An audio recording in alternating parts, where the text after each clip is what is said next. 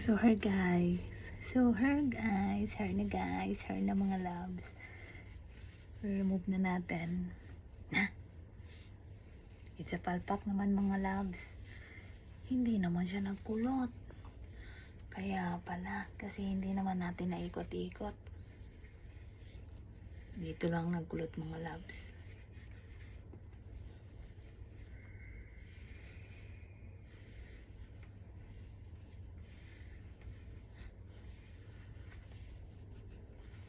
Yan, kulot pa rin.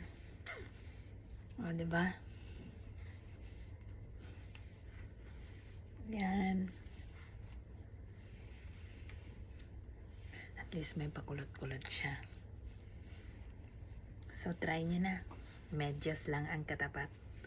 O, diba? I-overnight nyo pag meron kayong lakad. O, diba? Maganda siya.